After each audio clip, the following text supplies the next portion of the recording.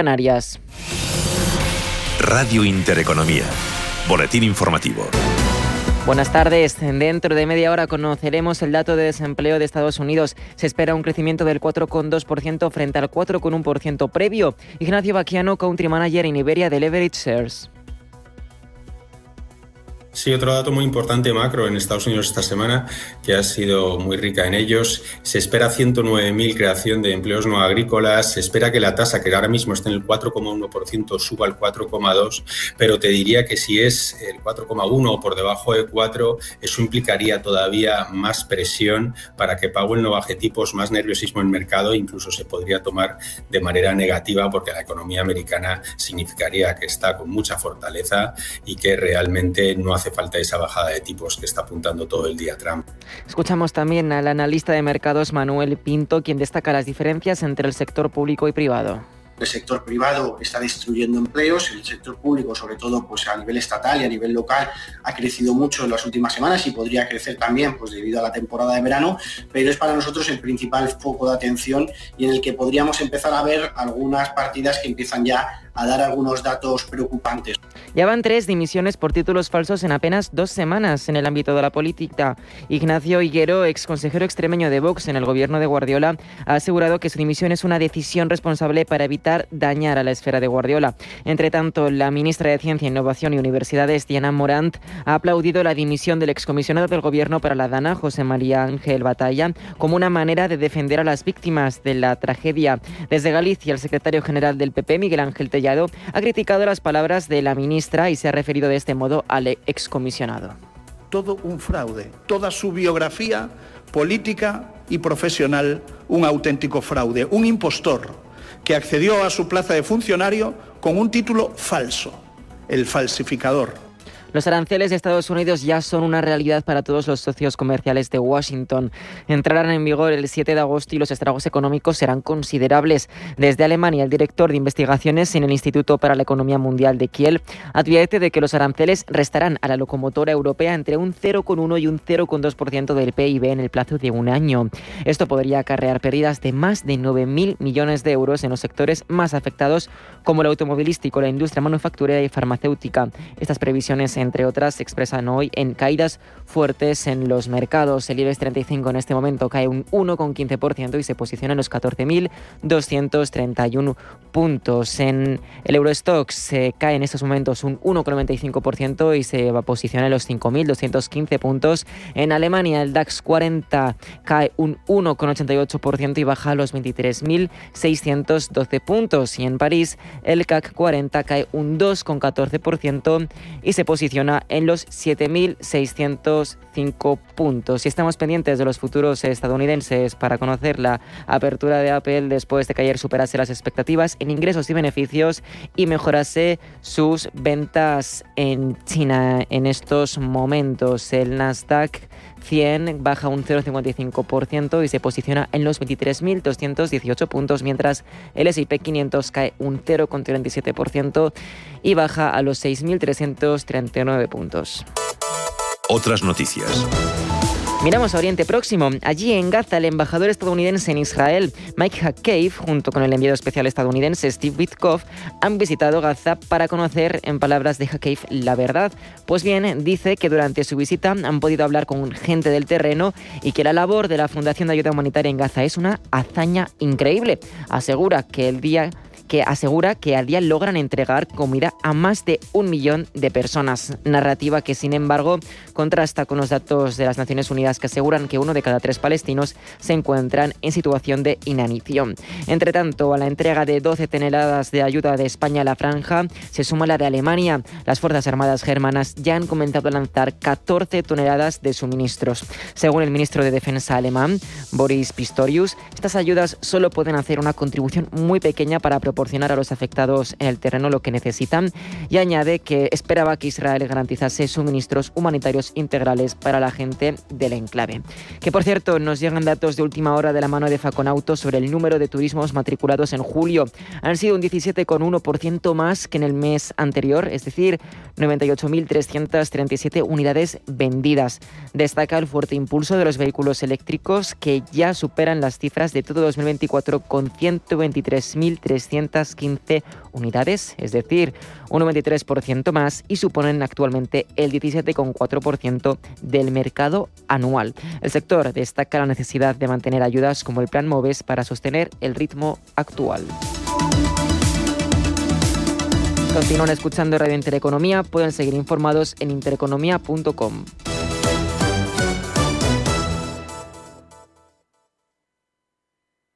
Radio Intereconomía. Eres lo que escuchas.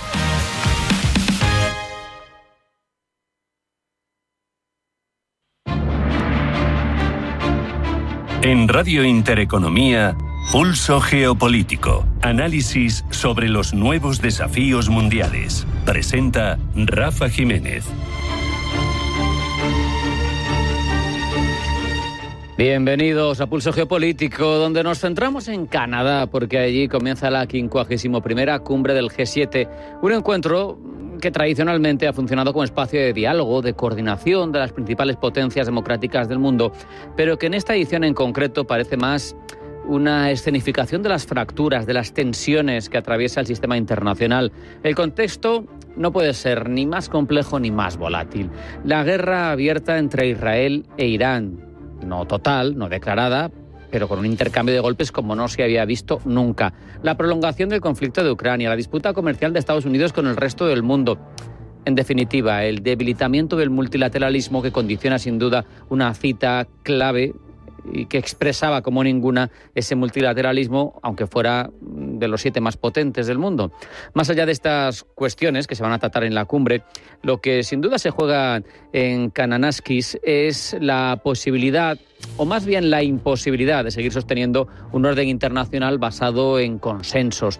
Esta cumbre puede ser recordada como el momento en el que el G7, el punto de inflexión en el que el G7 dejó de ser un espacio operativo de coordinación y pasó a ser un club fracturado, incapaz de ofrecer respuestas conjuntas a los desafíos globales. La presencia de Trump es una vez más el factor que desestabiliza todas las ecuaciones por su giro hacia el proteccionismo, la lógica de suma cero en las relaciones internacionales, la desconfianza, en definitiva, hacia los mecanismos multilaterales que han funcionado durante las últimas décadas.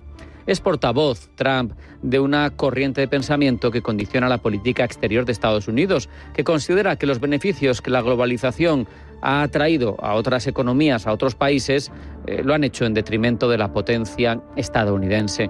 Canadá, lo sabemos, anfitrión de la cumbre, ya ha anticipado que no habrá declaración conjunta, y esto es verdaderamente sintomático, que habrá declaraciones concretas, temáticas, independientes, y esto nos sirve para entender la dificultad de alcanzar acuerdos integrales en este contexto fragmentado.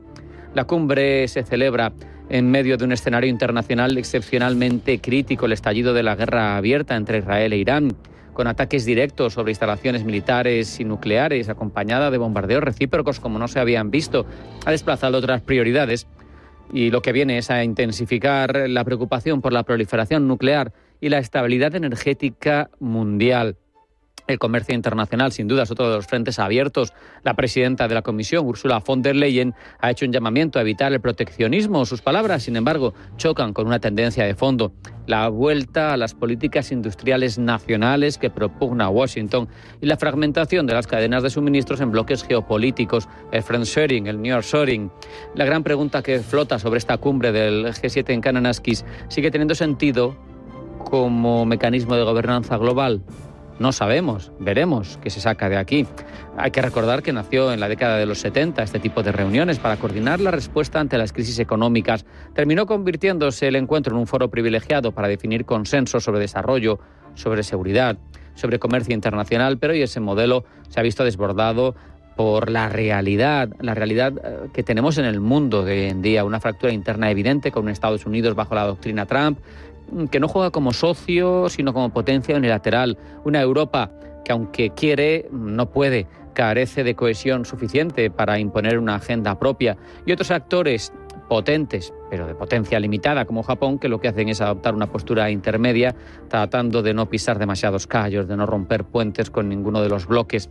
Ese debilitamiento del G7, sin embargo, no es un hecho aislado, es la manifestación de un deterioro más amplio del sistema multilateral, con la ONU paralizada, con la OMC que ha perdido su razón de ser, su capacidad de arbitraje, con acuerdos importantes como en materia del clima o de la no proliferación de armas nucleares que están ahora mismo prácticamente paralizados, con la guerra en Gaza, con la crisis y la guerra en Ucrania, con el conflicto entre Israel e Irán, que tienen todas en común un elemento vertebrador, la incapacidad de la comunidad internacional para ofrecer soluciones eficaces. El G7, como digo, durante décadas, uno de los motores del orden global, parece ahora un espacio donde las diferencias pesan más que las convergencias. Lo que está en juego en Kananaskis es precisamente la capacidad de las democracias avanzadas de seguir actuando como actores coordinados en un mundo que irremediablemente parece se va fragmentando. Si esta capacidad se pierde, es evidente que lo que va a venir después va a ser un orden todavía más multipolar, más competitivo, más inseguro. Hay novedades en la cumbre, novedades en positivo, esas invitaciones de fuera del G7.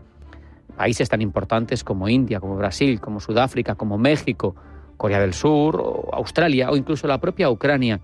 Invitaciones a potencias emergentes y a países estratégicos que intentan ampliar el diálogo, evitar que estos actores relevantes encuentren otros foros donde alinearse, como son los BRICS. Sin embargo, esta apertura también refleja la realidad incómoda que hemos perfilado hasta ahora, que el G7 por sí solo ya no aborda eficazmente los desafíos globales, ya no es representativo del poder en el mundo. La arquitectura del poder mundial ha cambiado.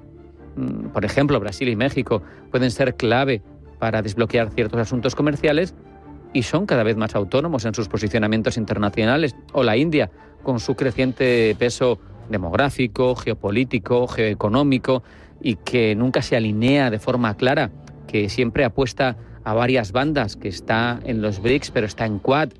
O Sudáfrica, que mantiene vínculos con el G7, pero está ampliamente insertada en los BRICS, a los que forma parte del nombre. Estamos entrando en una era de fragmentación. La lógica de bloques compite con la necesidad de cooperación global. Las potencias medianas buscan sus espacios de autonomía estratégica. Parece que la globalización no ha muerto, pero se está transformando. Es un desacoplamiento tecnológico el que vivimos, con un proteccionismo selectivo, con seguridad económica como herramienta de visualización por parte de estos países que ganan terreno. Dicen, bien, voy a seguir actuando en lo multilateral, pero teniendo en cuenta todo esto, mi proteccionismo, mi seguridad económica. Nos encontramos con un G7 que afronta la difícil tarea de redefinir su papel. ¿Será capaz de ofrecer liderazgo y coordinación? ¿Va a ser un espacio simbólico de diplomacia de bajo perfil? Este es el verdadero trasfondo de la cumbre que comienza hoy. En las ausencias de consenso, como las que vamos a ver sin duda, a menudo se revelan las fracturas más profundas de nuestro tiempo. Va a ser un termómetro perfecto para ver cómo está el panorama geopolítico global. Vamos ya a hacer esa parada que siempre toca en este punto. A la vuelta les contamos lo más relevante de las noticias geopolíticas de hoy en forma de titulares que elabora Blanca del Tronco. No se marchen, sigue Pulso Geopolítico en Intereconomía.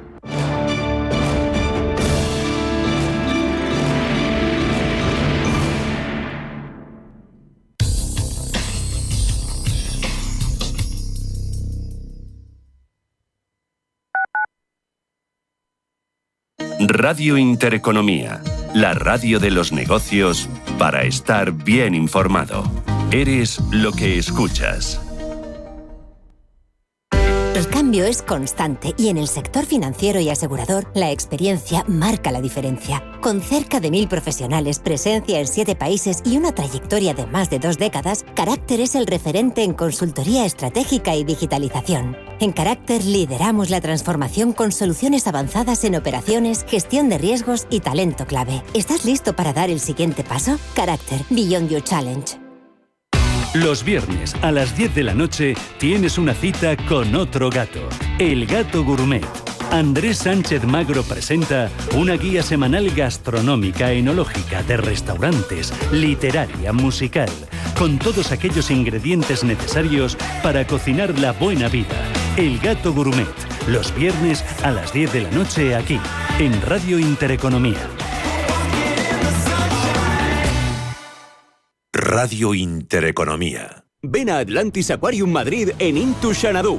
Descubre más de 10.000 animales marinos de 150 especies diferentes a lo largo de más de 20 acuarios. Disfruta con nuestros talleres especiales y aprende todos los secretos del océano. Atlantis Aquarium Madrid, el mejor plan en familia desde 9,90 €.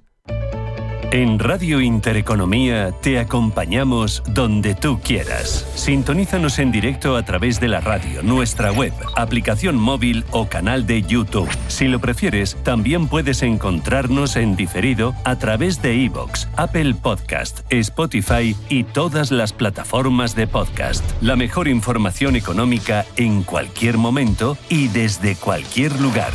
Radio Intereconomía, siempre contigo.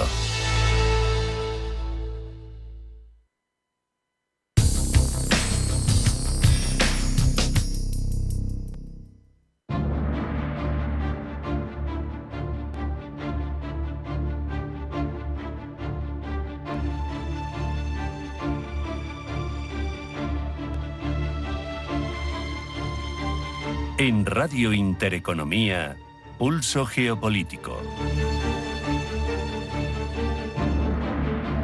Rumanía ha vivido meses de fuerte tensión política tras la anulación de las elecciones presidenciales a finales de 2024, marcadas por denuncias de injerencia rusa y acusaciones cruzadas de fraude electoral. En este nuevo escenario, los comicios del 18 de mayo, celebrados ayer, han dado la victoria a Nicu Sordan, actual alcalde de Bucarest y defensor del proyecto europeo, frente al ultranacionalista George Simion. Rumanía, que aún no ha adoptado el euro y hasta hace muy poco no era miembro pleno del espacio Schengen, desempeña un papel estratégico en la frontera oriental de Europa, en plena guerra de Ucrania. En este contexto, se abre de esta forma una etapa con nuevas oportunidades, nuevos riesgos, situación que vamos a abordar con Ioan Bucuras, analista político. Muy buenas, Ioan, ¿cómo estás? Buenas tardes. Ioan, para empezar un poco con el contexto de qué suponen estas elecciones, ¿se podría decir que con estas elecciones Bucarest ha reafirmado su relación con Bruselas? Sí, sin duda. Rumanía siempre ha mantenido una buena relación con Bruselas y estas elecciones lo reafirman. La ciudadanía ha optado claramente por un presidente con un discurso abiertamente pro-europeo y pro-OTAN. En términos de cohesión europea y de estabilidad en el flanco oriental, es una señal muy positiva. Entonces, podría decirse, por el contrario, que ha dado un paso en la dirección contraria a Moscú, ¿no? Bueno, sí, aunque en realidad Rumanía lleva tiempo manteniéndose alejada de Moscú, incluso durante el periodo comunista. La influencia rusa no era bien percibida. Pero el hecho de haber elegido de nuevo una plataforma claramente europeísta es, en efecto, un golpe simbólico contra las injerencias y la propaganda rusa, que en los últimos años han intentado desacreditar a Bruselas y también a las instituciones europeas. Sí, como dices, se mantiene en esa postura proeuropea, como lleva haciendo ya varios años. Hemos visto que ha habido una mayor participación en esta segunda vuelta que en la primera vuelta de las elecciones. ¿Esto qué significa? ¿Ha habido más movimiento desde esos primeros comicios? Sí, demuestra que hubo una movilización muy fuerte, tanto dentro del país como en la diáspora. La sociedad rumana era plenamente consciente de lo que estaba en juego. Ahora bien, en el caso de la diáspora, se dio una situación curiosa. El candidato nacionalista obtuvo mejores resultados que el europeísta.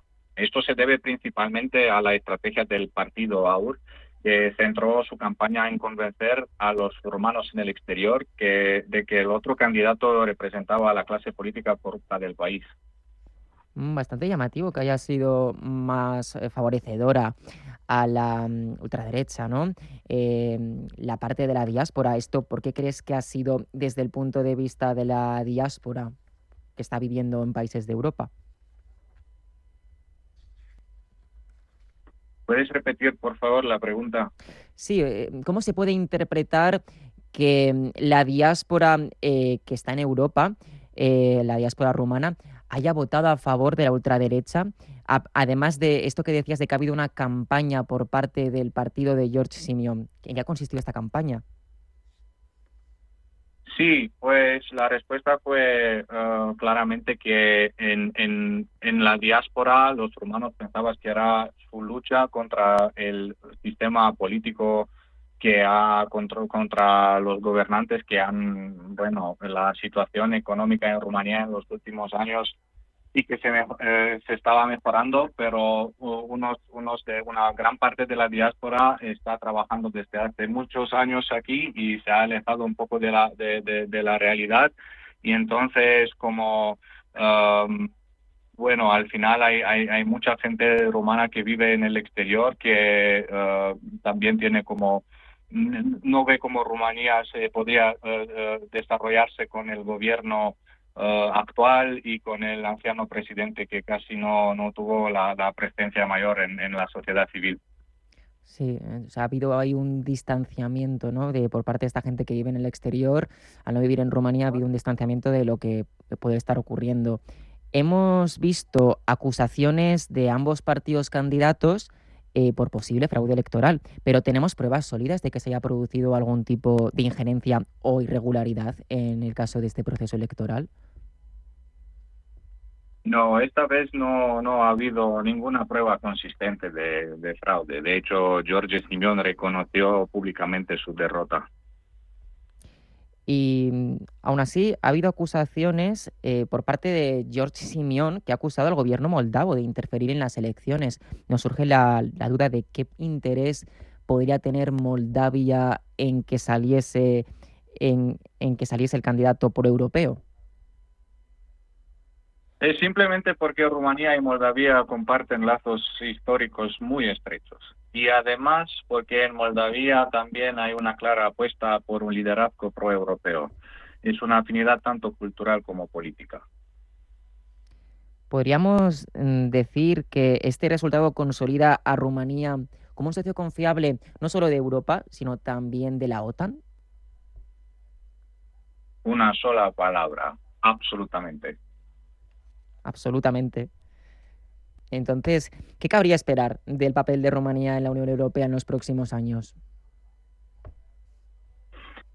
Rumanía está en una posición geoestratégica clave y tiene la oportunidad de convertirse en un actor más activo en dos ámbitos esenciales para el futuro de Europa: la seguridad y defensa común, como está en la vecindad de Ucrania con la guerra, y la política energética. Con el contexto geopolítico actual, especialmente en el flanco oriental, Rumanía puede aportar no solo capacidad operativa y conocimiento regional, sino también una voluntad clara de fortalecer la cohesión europea. Y en materia energética, el país tiene potencial para convertirse en un hub regional, diversificando las fuentes de suministro y reduciendo la dependencia de actores externos. Estos dos vectores, seguridad y energía, serán decisivos para el futuro de la Unión y Rumanía está bien posicionada para contribuir con responsabilidad y visión.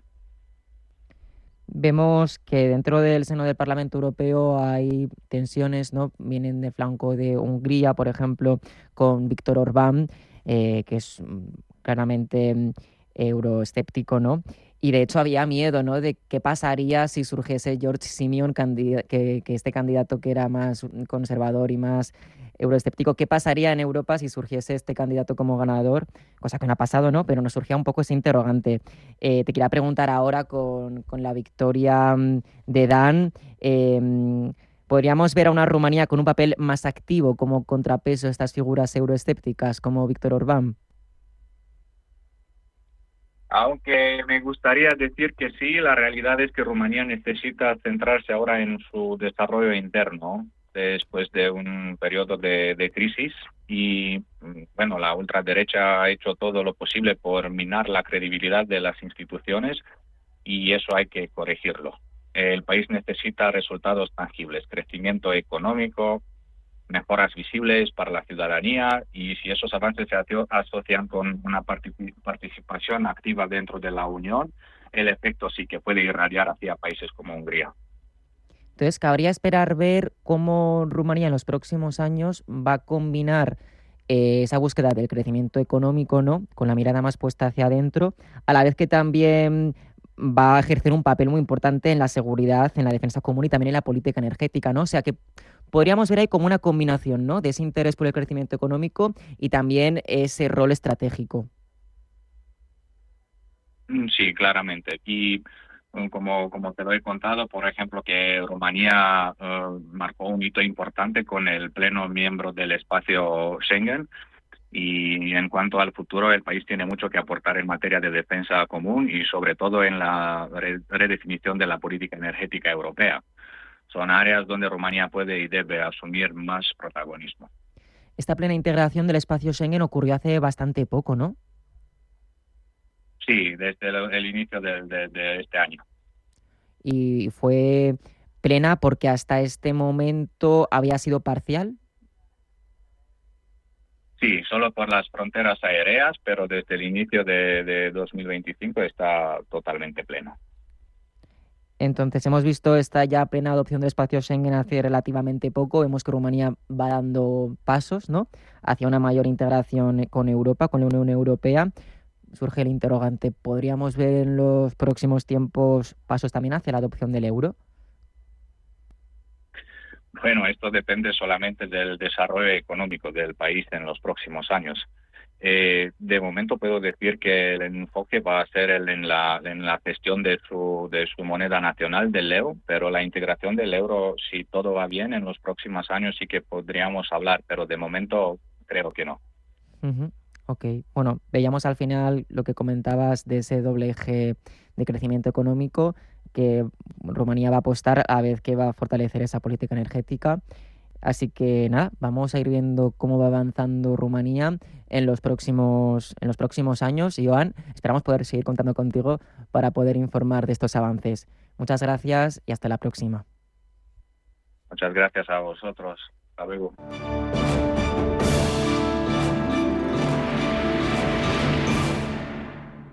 Descubren células madre. Arranca 1995. Llega la inteligencia artificial. La sociedad avanza y la publicidad con ella. Por eso en Autocontrol, anunciantes, agencias y medios, llevamos más de 30 años evolucionando para seguir cuidando de que la publicidad que recibes sea leal, legal, honesta y veraz. Autocontrol, por una publicidad responsable. Mar Azul, la fuerza del azul para tu cuerpo. Rico en ficocianina, un poderoso antioxidante que refuerza tu sistema inmunológico y te llena de energía. Menos cansancio, más vitalidad, más defensas. Bébelo cada día y siente la diferencia. Mar Azul, el impulso natural que tu cuerpo necesita. Encuéntralo en Sol Naturaleza o llamando al 91 31 31 409. Radio Intereconomía es la mejor plataforma para dar a conocer, relanzar y poner voz a su empresa. Nuestro equipo comercial le asesora para conseguir sus objetivos. Contacte con nosotros. Teléfono 91 999 21 21 y en el mail comercial@intereconomia.com. Radio Intereconomía, la radio de las empresas.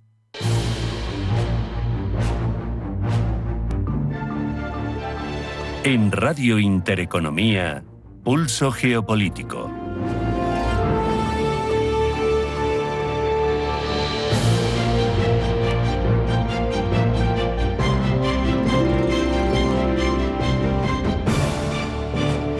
Europa se sabe menos protegida que durante la Pax Americana. Se intenta encontrar en un futuro con autonomía estratégica, se quiere rearmar, pero hay visiones diferentes, distintas reacciones. Países que igual por historia, por cercanía a Rusia, tienen mucho más claro, otros que son reacios. Precisamente por eso está haciendo referencia para el rearme europeo casos como el de Polonia, el socio de la OTAN que más gasta en defensa. Hablamos de ello ya con Carlos de Antonio Alcázar, analista del Centro para el Bien Común Global de la Universidad Francisco de Vitoria, quien además ha sido agregado de defensa en la Embajada de España en Alemania, ocupándose también de lo relativo a Polonia, una voz más que autorizada para hablar de ello. Carlos, bienvenido, buenas tardes. Muy buenas tardes, Rafa. Un placer, como siempre. Carlos, Polonia, como decía en la entrada, se ha convertido en el país de la OTAN que más PIB invierte en defensa, supera el 4% en 2024. ¿Cómo se explica ese liderazgo militar dentro de Europa, no siendo el país con más economía ni con más población? ¿Cuál es su ambición cuando construyen el que se está perfilando, Carlos, como el ejército terrestre más potente del continente, si quitamos al de Ucrania, que está muy bien entrenado, ¿no? 3 años de guerra dan para mucho. ¿Cómo lo entendemos? Pues efectivamente, Rafa, mira, Polonia es un caso paradigmático, ¿eh? Es un ejemplo. En el 2024, pues como bien sabes, ha invertido casi un 4,12% de su PIB. Y es que Polonia quiere tener su puesto en Europa y quiere tener su puesto en la OTAN, y ve muy de cerca la amenaza rusa, ¿no? Fíjate que ha recibido más refugiados que nadie, ¿eh? Ha funcionado, pues, ¿cómo te diría yo?, como una zona de amortiguación, ¿no?, entre los combates en Ucrania y el resto de Europa. Y sobre todo ha ayudado a Kiev, ¿no? Y si hablamos un poquito de esa ambición de Polonia, pues fíjate que cuando Polonia ingresó en la Unión Europea, pues era una Unión Europea que estaba marcada por el eje franco-alemán, y eran ellos los líderes, ¿no? Y parece que trataban como países de segunda, pues a los países que entraban desde el este, entre ellos a Polonia, ¿no? Y Polonia cambió con la guerra, con la agresión rusa a Ucrania. Polonia cambió. Y como curiosidad, pues por ejemplo, en marzo del 2022, Morawiecki, el anterior presidente, fue uno de los primeros presidentes en llegar a Kiev. Qué y bueno. eso es importante, ¿no? Uh-huh. Es decir, demostrar su liderazgo. Sí. Sabemos, Carlos, que la historia de Polonia, tanto en el siglo pasado como históricamente, cuando estaba unida con Lituania, está marcada por invasiones y ocupaciones por parte de Alemania, por parte de Rusia. Tenemos 1000 historias, ¿no? ¿De qué manera crees, Carlos, que estas malas experiencias históricas que ha padecido Polonia han forjado esa percepción que tienen los polacos de la amenaza rusa y esa decidida apuesta, porque es verdaderamente decidida, por la autodefensa, por ser capaces de defenderse? Pues fíjate, aquí tiro un poquito también de experiencia propia, Rafa, como tú decías al principio, ¿no? Cuando estaba de agregado en Alemania, pero también tenía otros países, entre ellos Polonia, pues tuve la inmensa suerte de hablar con militares, con políticos, con civiles, que de verdad sentían la amenaza de Rusia, que conocían los métodos de la Unión Soviética y ahora los de Rusia, ¿no? Entonces entre ellos era una mezcla, pues, de un cierto odio, cierto temor, un cierto respeto, pero también era un sentimiento de que Rafa no se iba a repetir jamás, ¿no? Entonces, no sé cómo decir, esto les ha forjado Polonia una identidad cultural, pues, muy arraigada, ¿no? Muy patriótica, un nacionalismo de decir, no vamos a sufrir más. Claro. Da la sensación, mirándolo desde aquí, que Polonia es fundamental ahora mismo para la defensa de Europa, por posición geográfica, esa posición física de colchón que decías tú, que linda con Ucrania, también lo hace con Kaliningrado, con el corredor Suwalki. Parece un país fundamental ahora mismo para defender al resto del continente, a los países bálticos, a la propia Alemania, ¿no? Efectivamente, mira, para empezar, Polonia ha ganado una autoridad moral muy importante, ¿no? Porque ha demostrado, yo creo que es de los primeros países que han demostrado lucidez y realismo frente al peligro de esta Rusia imperial, ¿no? De esta Rusia de Putin. Y lo han estado avisando, desde que Putin hizo el discurso famoso aquel en la conferencia de Múnich en el 2007. Ya todo el mundo se les puso un poquito, pasó desapercibido, ¿no? Pero Polonia se lo tomó muy en serio, ¿no? Allí Putin criticó la expansión de la OTAN, dijo que tenía un carácter provocativo, pero claro, Polonia dijo, ojo, conocemos a la Unión Soviética, conocemos cómo se las gasta, y ellos pensaron que Polonia y los bálticos podían ser los siguientes, ¿no? Claro. Fíjate, hablando de Polonia y los bálticos y ese famoso corredor, efectivamente ese corredor, el corredor Suwalki, tiene su importancia, ¿no? Tiene su importancia. Pero yo creo que con la entrada de Suecia y Finlandia, el peligro de quedar los países bálticos un poquito aislados, ¿no? Si los rusos cerraran ese corredor militarmente, pues creo que bueno, pues ya no es tan así, ¿no? El importante golpe de que Suecia y Finlandia entraran en la OTAN, pues ya no es un punto tan débil de la alianza, claro, ¿no? Independientemente de que, como bien sabes, Rafa, si los rusos hacen eso, se podría invocar el artículo 5 de la alianza. Claro, totalmente. Es tremendo. Lo decías tú, Carlos, Polonia ha sido consciente siempre del peligro ruso en 2007, en 2010. Tienen la percepción de que si Putin decide continuar avanzando les va a tocar a ellos, a los bálticos. Me da la sensación de que están preocupados, lógicamente, con Putin, con Rusia, pero también incluso que cunde cierta preocupación por la actitud última de Estados Unidos, ¿no? Pues efectivamente. Es decir, ellos tienen, ¿cómo te diría yo? Tienen, por su historia, perciben la amenaza. Es que ya la han tenido, ¿no? Y gracias a Dios hay un fuerte consenso político y social, ¿no? Y han tomado decisiones importantes para defenderse, ¿no? Tiene un ambicioso, ya empezó cuando yo estaba allí en el 2021, con un plan de modernización técnica muy importante, ¿no? Para su industria de defensa. Ellos tienen un grupo de empresas que se llama el PGZ, un grupo de empresas de armamento polaco muy importante. Tal vez en ese momento estaban muy aliados con los norteamericanos. Ahora mismo hay entre los 10 a 12.000 efectivos norteamericanos, fuerzas norteamericanas desplegadas en Polonia, que es muy importante. También apostaron no solo por la OTAN, sino por Estados Unidos, ¿no? Y bueno, pues ahora quizás tengan una cierta preocupación que yo creo que no es tal, porque son los miembros de la OTAN, Rafa, que más invierten en defensa. Es tremendo, sí. Y además has mencionado tú también antes, en algunas de tus respuestas, esa cohesión social que viven ante una percepción del peligro en la puerta. Es una sociedad que está muy dividida en muchos aspectos, que hay mucha polarización política, pero sin embargo, respecto del gasto en defensa elevado, tienen un consenso político total, político y social, ¿no? Al final se convierte en un ejemplo, ¿no?, para otros socios de la OTAN. Es el único que está cerca del 5%, gasta más sobre su PIB que la propia Estados Unidos. O sea, no en términos absolutos, obviamente, sino en relación con su PIB. Esto es al final, yo creo, también inspirador para otros socios europeos, ¿no? Si lo puede hacer Polonia, ¿por qué no lo pueden hacer otros? Totalmente. Yo creo que es un buen ejemplo. Es decir, aunque con cambio de gobierno, porque antes tenían los más conservadores de Justicia y Libertad, ahora tienen a Donald Tusk, que es más centro-derecha, políticamente, pero también militarmente, pero también socialmente, es un pueblo muy unido. Es un pueblo muy unido porque percibe la amenaza. De verdad, ellos temen, tienen respeto, no desprecian en absoluto a Rusia, ¿no? Saben de lo que es capaz.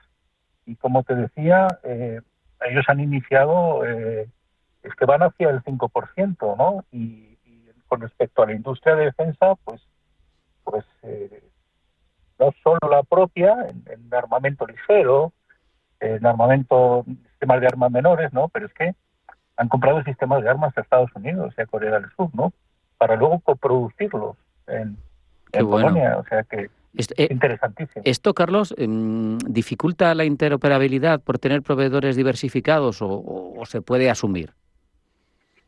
Bueno, no te voy a engañar, Rafa. Al tener armamento de diverso tipo, de diversa procedencia, pues esos son para el mantenimiento, para las Fuerzas Armadas, pues suponen importantes desafíos, ¿no? Pero también oportunidades, ¿no? Se enfrentan, pues, efectivamente, al mantenimiento de sistemas de armas de procedencia soviética. Ojo, que han pasado mucho armamento ya a Ucrania, ¿vale? Pero tienen armamento occidental, tienen armamento alemán, carros de combate, tienen los M1 Abrams de Estados Unidos, la versión más moderna, pero ya están recibiendo el carro de combate más moderno y están recibiendo de Corea del Sur. Efectivamente, son desafíos, pero también son oportunidades para toda su industria para todos sus especialistas y yo creo que lo van a hacer bien en esa diversificación. La última pregunta obligada, yo creo, Carlos, nadie desea que haya conflicto armado mayor o que progrese respecto del de Ucrania y que siga incrementándose la bola de la guerra, pero yo te pregunto, si se produce conflicto, si da el paso Rusia contra Polonia, ¿va a dar la talla Varsovia? ¿Crees que va a ser una primera etapa verdaderamente complicada para los rusos? Pues mira, lo primero, como te decía, hay fuerzas norteamericanas desplegadas en Polonia. Y luego, pues mira, como por mi experiencia como área de defensa cuando estaba en Alemania y me desplazaba a Varsovia y hablaba con ellos, pues conozco a las Fuerzas Armadas polacas, ¿no? Y a sus militares. Y no tengo ninguna duda que van a dar la talla. Además, Rafa, defenderán su soberanía, su territorio y son un aliado muy eficaz. Y yo creo que tienen unas Fuerzas Armadas muy serias y muy profesionales. Ojalá no haya conflicto, pero si lo hay, pues estaremos algo más tranquilos por tener a los polacos allí. Carlos Antonio Alcázar, analista del Centro para el Bien Común Global de la Universidad Francisco de Vitoria, ha sido un verdadero placer hablar contigo estos minutos, repasar lo que supone Polonia ahora mismo en el teatro europeo. Te lo agradezco mucho, un abrazo y hasta la próxima. Muchísimas gracias, Rafa. Nosotros hemos llegado ya hasta el final, no hay tiempo para más en este pulso geopolítico. Hemos hablado del aumento de autocracias frente a democracias en el mundo, por primera vez en mayoría en las últimas 2 décadas. Hemos reflexionado sobre la proyección al Indo-Pacífico del Reino Unido y la devolución de las Islas Chagos, y también hemos hablado de Polonia y su defensa frente a Rusia. Mañana más. Hasta mañana.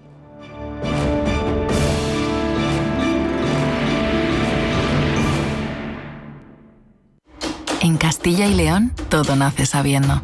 Sabe reconocer la excelencia de las cosas buenas, al arte de hacer feliz al paladar y dejar el corazón contento. Sabe degustar estrellas y conservar nuestra historia para disfrutar del presente. Tierra de sabor, el arte de degustar la vida. Junta de Castilla y León. 8ª Carrera Popular de Rasueros a favor de la Asociación Española contra el Cáncer. Sábado 16 de agosto a las 7:30 de la tarde. Patrocinan Recoim, Grúas Ávila, Estudio 3, Propie, Fundación Pilar Luis Coco Transporte y Logística Avanzada, Peñaranda Motor, Construcciones F. Pérez, Vallacanalón, De Credit y Seur Ávila. Inscríbete en oricronsport.com. Organiza Ayuntamiento de Rasueros con la colaboración de Intereconomía. Con cada paso estarás más cerca de la meta. La Hora de Miguel Ángel es un programa dedicado a la salud y la prevención de enfermedades. Con un lenguaje claro y sencillo, te explica cómo llevar una vida saludable. La Hora de Miguel Ángel, todas las noches a las 12 en Radio Intereconomía.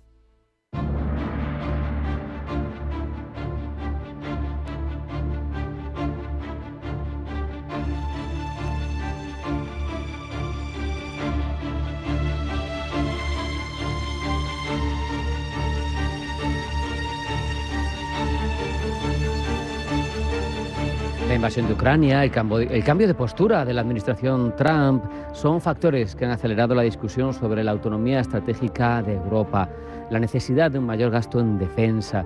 Bruselas y los socios han reaccionado articulando herramientas que están desarrollándose y por llegar para mejorar esa potencia de la industria defensiva, tanto en el conjunto de la Unión Europea como en España.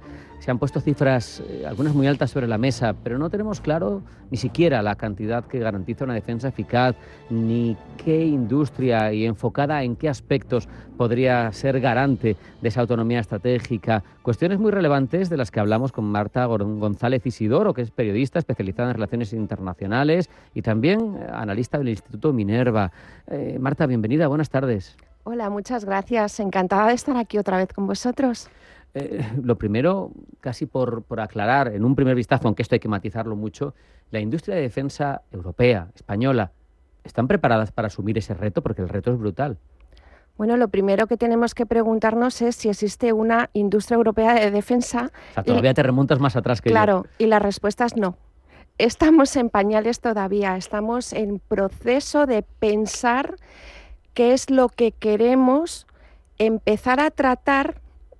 Esto resulta muy raro, pero estamos en ese proceso de empezar a pensar qué queremos tratar y cómo queremos que sea la defensa de Europa y cuáles los principales peligros que tiene que empezar a afrontar la Unión Europea como bloque.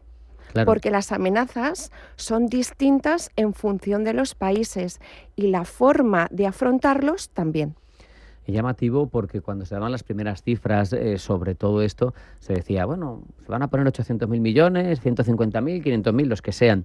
Pero claro, te planteas, no es que ahora mismo hay ámbitos de la defensa de los que la industria que no existe es europea, no es capaz de... no tiene expertise, no tiene know-how, no tiene patentes. Quiero decir, tú tienes Rheinmetall en Alemania, o tú tienes Leonardo en Italia, o tú tienes Indra, o tienes la antigua Santa Bárbara.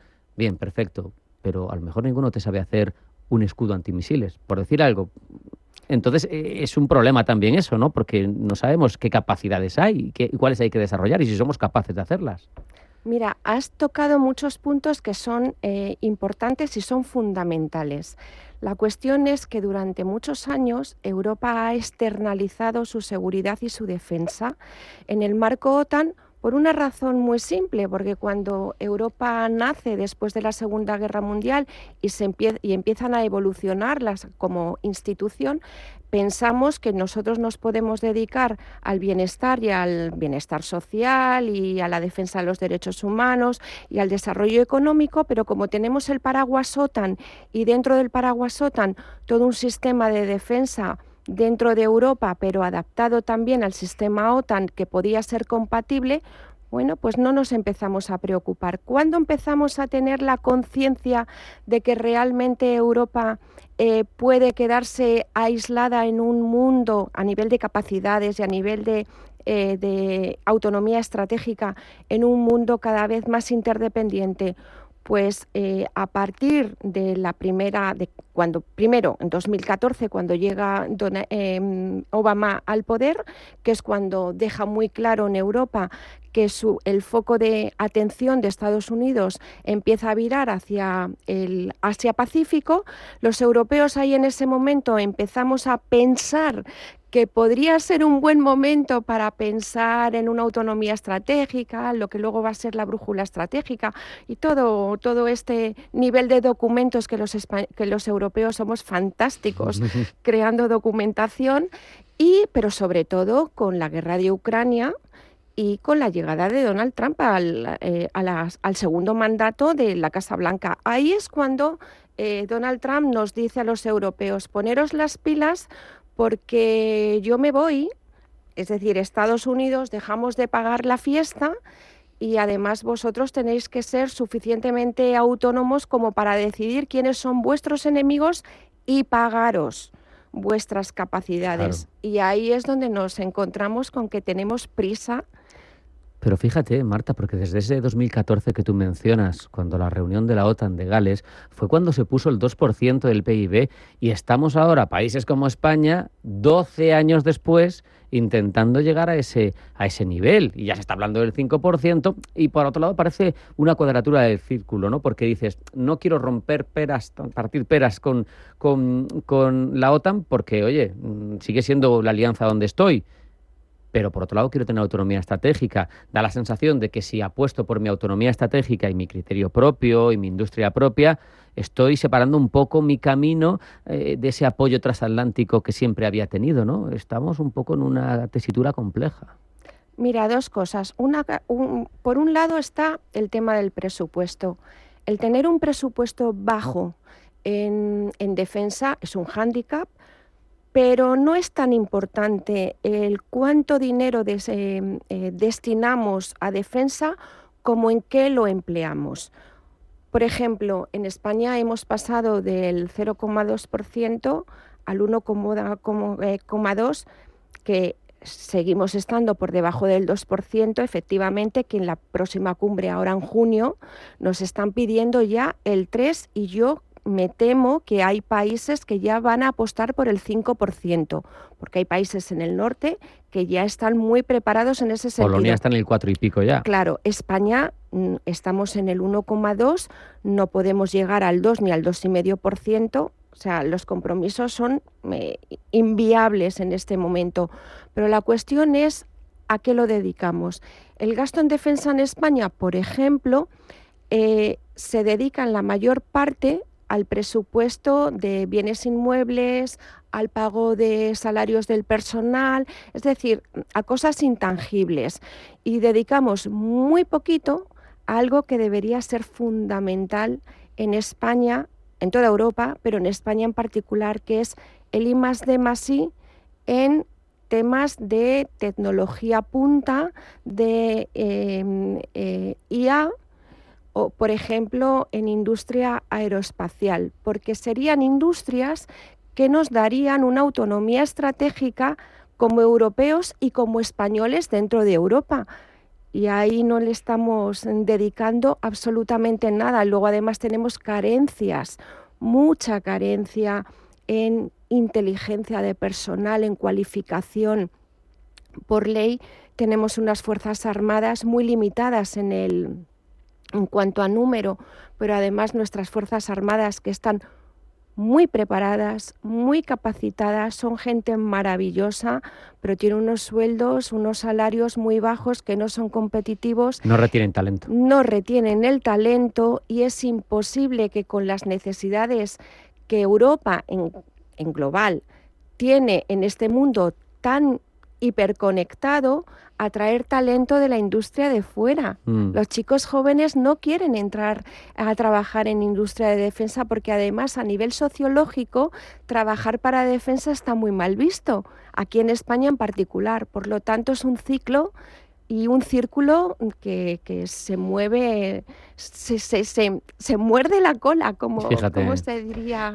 Marta, al final, sin embargo, da la sensación de que las inversiones en defensa, a nivel europeo, también nacional, generarían un efecto tractor en la economía, apoyarían la innovación, como tú bien apuntabas, crearía puestos de trabajo de alta cualificación.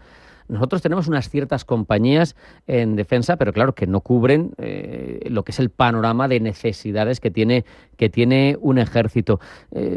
¿Cómo se reconfigura o cuál sería el primer paso a dar para reconfigurar esa industria europea de defensa? Porque los millones se supone que van a estar sobre la mesa. Vale, la siguiente decisión es ¿cómo reconfiguro esa industria de defensa? ¿Por qué apuesto?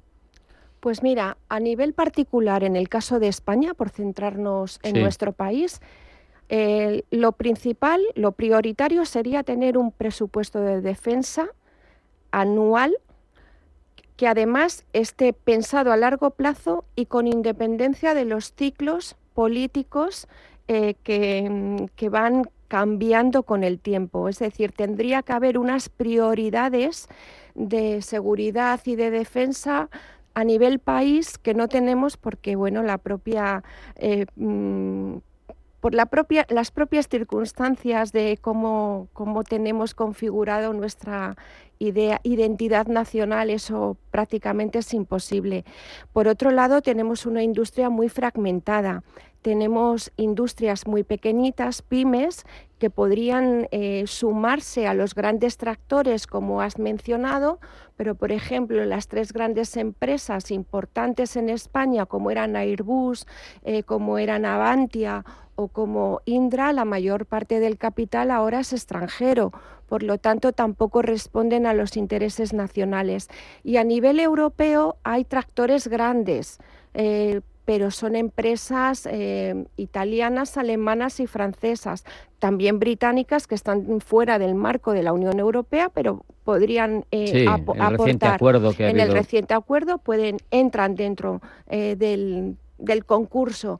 Pero claro, es que además tendría que haber una industria de defensa unificada para comprar capacidades unificadas. Estamos en un proceso, ahora mismo en pañales, porque a pesar de toda esta maquinaria de documentación que estamos aprobando, somos 27 ejércitos y 27 países con 27 capacidades distintas a pesar de la unificación en el marco OTAN. Y luego, además, es que hay intereses nacionales propios que no se van a poner a disposición del resto, como es la capacidad nuclear Ahí estábamos británica intentando luchar y por la francesa. francesa, porque Macron dijo que está abierto, pero al final el presidente de la República en el Palacio del Elíseo es el que tiene la última palabra sobre cuándo se utiliza, en un hipotético caso, esa capacidad de disuasión nuclear. Y claro, pues es complicado entonces que se vea Polonia protegida por eso, por poner un ejemplo, quiero decir. Es que es normal, es que eso es normal, porque además nosotros, toda Europa como decía al principio, ha externalizado la defensa. Y tenemos, sobre todo, pensado que la defensa la proporciona, la defensa a nivel antiaérea, nuclear, etcétera, la proporciona la OTAN, que no es incompatible una autonomía estratégica de Europa y tener capacidades e industria propia con seguir manteniendo acuerdos y estar dentro de una alianza atlántica que va más allá de la disuasión en el marco europeo. La cuestión es si los europeos somos capaces de decirle a Estados Unidos, oye, hay una serie de necesidades que tiene Europa a nivel de la defensa, de seguridad o a nivel económico, que no siempre tienen por qué ser compatibles contigo. Y necesitamos adquirir capacidades en un mercado abierto que nos lo puedes proporcionar tú, pero a lo mejor tenemos que empezar a buscarlo fuera. Claro. Porque la cuestión importante es, ¿tenemos autonomía para construir, por ejemplo, un avión europeo, que pueda ser el proyecto FCAS, el que sea, pero la tecnología viene de Estados Unidos? Claro, el problema, te decía yo, de patentes, lo profundo. Si tenemos un problema gordo en Europa y llega a Estados Unidos y nos apaga el interruptor... El famoso interruptor, el switch off que dicen, si luchas contra Estados Unidos, se te van los aviones al suelo. Claro, efectivamente. O no arrancan, o no despegan. Entonces, claro, es un asunto muy complicado. Tengo 30 segundos para terminar y para pedirte que te mojes, aunque casi que sé la respuesta. ¿Te parece que, estando tan en pañales como está y con todas las cautelas que hemos dicho, el proyecto de Rearm Europe, que tanto se ha vendido en Bruselas, va a ser un éxito o va a tener mucha piedra en el camino y va a sucumbir a barreras políticas y operativas? Pues mira, va a sucumbir primero a razones económicas, porque nos va a meter a los europeos, particularmente a los españoles, en un ciclo inflacionario importante. Va a tener piedras en el camino de la operatividad, porque se necesita un centro de mando y control tipo SHARP y va a ser complicado que nos pongamos todos de acuerdo, y al final va a depender de la voluntad del eje franco-alemán. Mejor resumido no puede ser. Marta González Isidoro, periodista, especialista, analista del Instituto Minerva, muchas gracias. Un abrazo y hasta la próxima. Gracias, un placer. Hasta aquí hemos llegado en la edición de hoy de Pulso Geopolítico. Sean felices, pasen buena tarde y mañana más. Hasta mañana.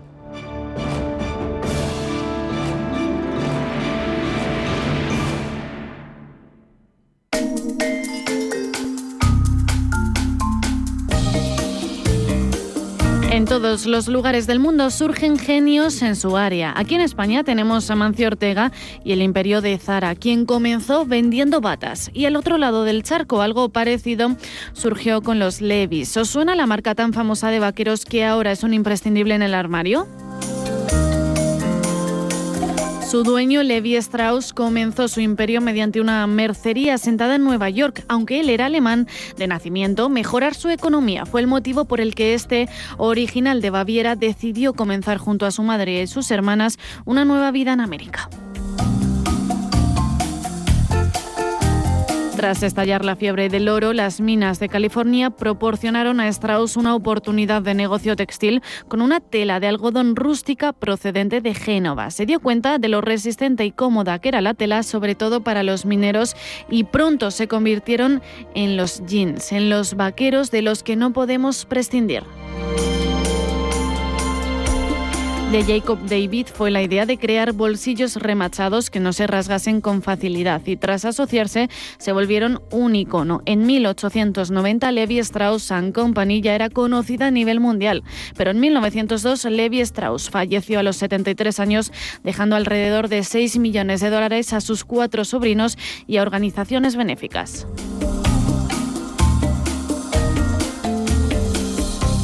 El negocio continuó gracias a su familia. Ahora la marca crece al año más de un 19% y su beneficio neto en los primeros 6 meses del año asciende a $245 millones.